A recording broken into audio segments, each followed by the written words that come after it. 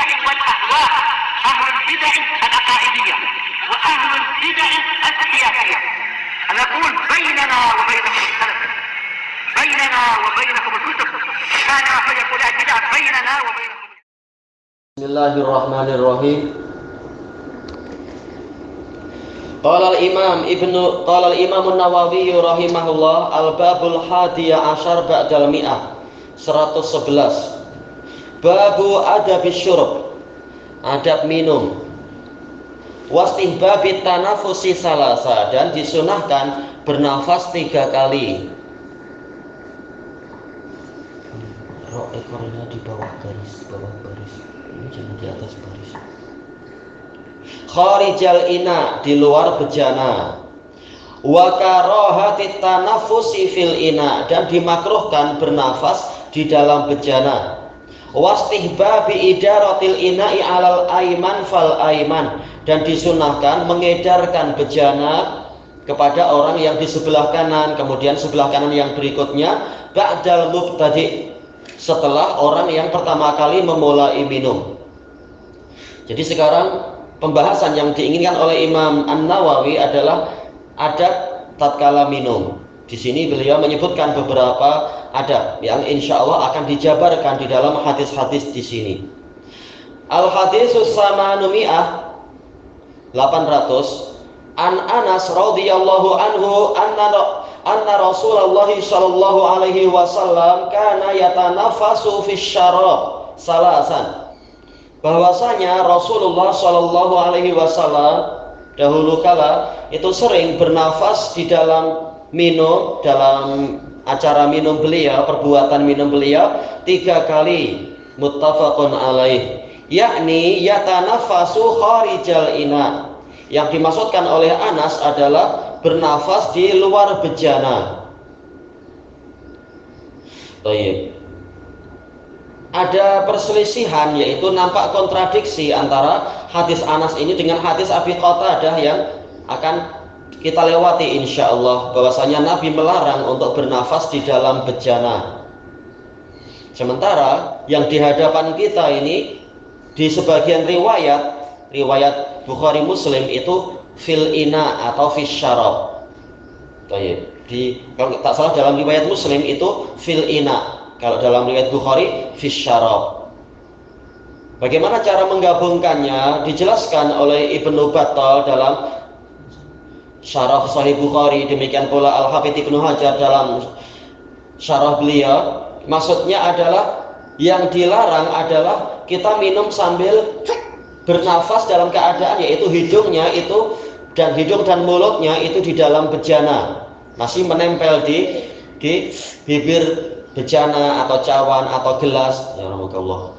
Adapun yang disunahkan adalah kita sebagaimana yang dijelaskan di dalam syarah-syarah tadi, juga dijelaskan oleh Al-Allamah As-Sindi rahimahullah, yaitu kita melepaskan bibir kita dari bejana tadi atau dari cawan tadi, kita menjauhkan mulut kita, kemudian kita bernafas di luar. Hikmahnya adalah agar tidak memasukkan, yaitu ada potensi memasukkan mungkin mikroba, bakteria atau bibit-bibit penyakit.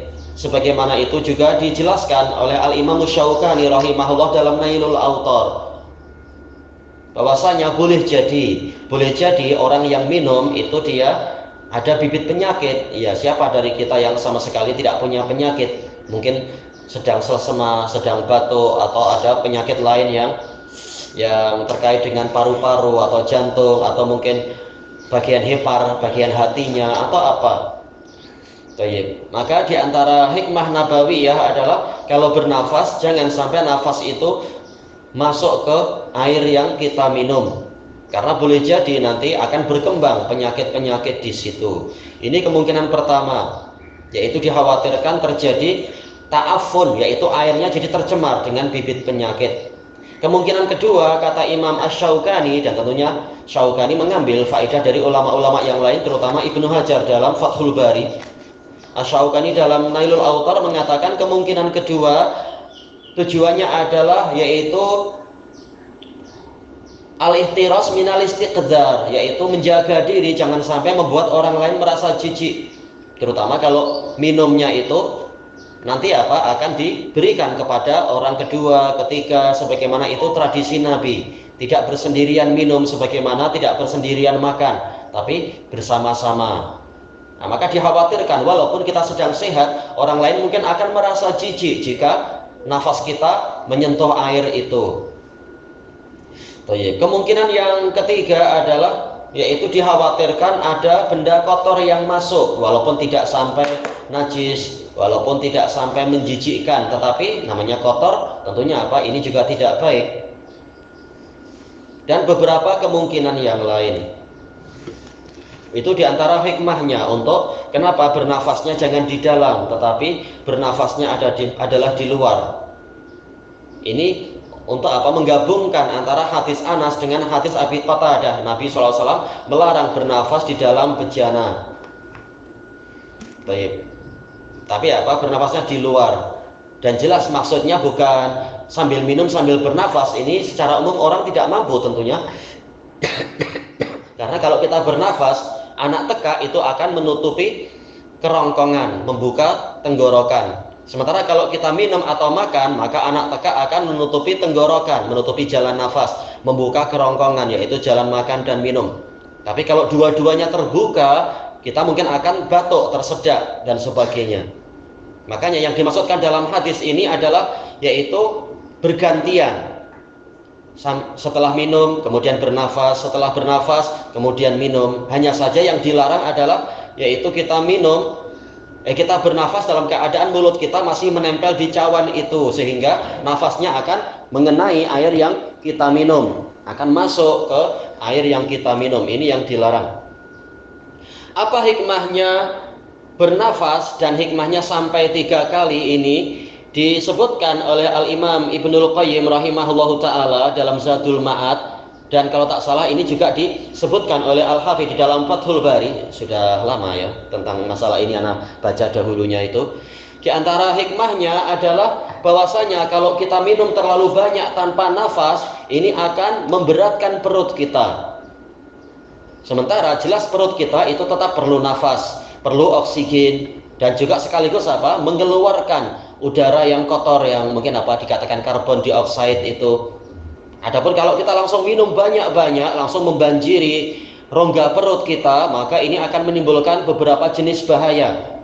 Dalam keadaan kita tidak ada oksigen di situ, kekurangan oksigen atau masih banyak karbon dioksida di situ.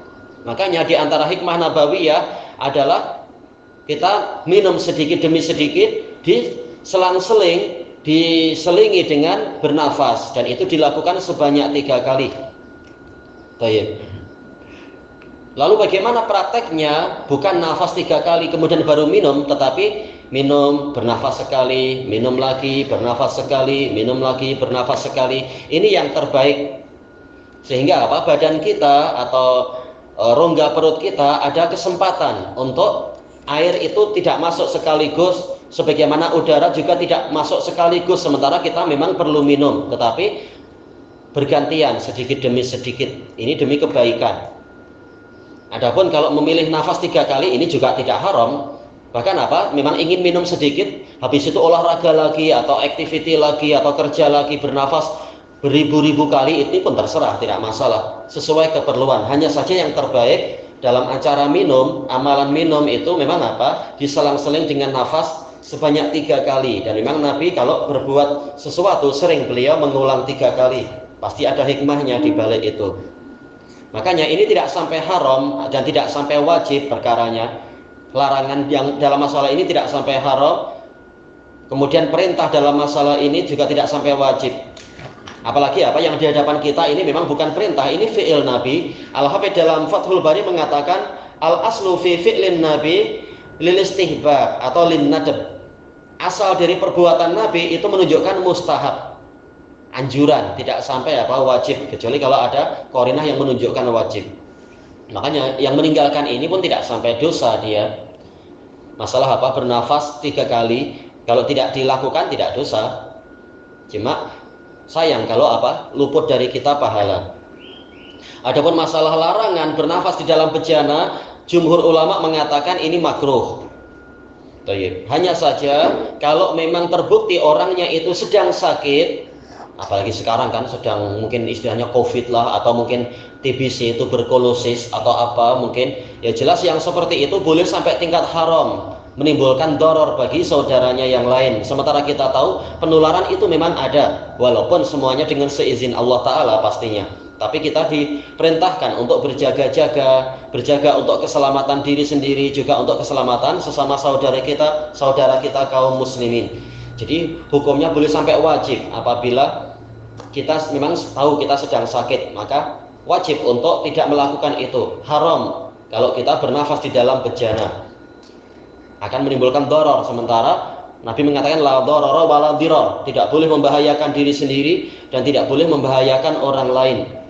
Baik, makanya terjadi pertanyaan, apakah adab yang disebutkan di sini ini hanya khusus apabila minumannya itu nanti diedarkan sebagaimana dalam sunnah Nabi, ataukah ini juga berlaku apabila kita minum bersendirian? Yang rajih adalah walaupun kita minum bersendirian, karena boleh jadi kita sehat, tetapi terkadang orang sehat juga membawa penyakit. Hanya saja karena badannya sangat kuat dan sehat, insya Allah penyakitnya itu tidak mampu mendominasi dia, tetapi tetap saja di nafasnya itu ada saja kuman-kuman. Maka kalau dia bernafas di dalam bejana, boleh jadi nanti penyakit itu akan masuk lagi ke badannya, atau terkumpul nafas pertama, nanti nafas kedua, nafas ketiga. Boleh jadi lama-lama memang air yang di dalam bejana itu terkumpul penyakit banyak lama-lama. Nanti dia minum lagi, dia kena bahaya sendiri.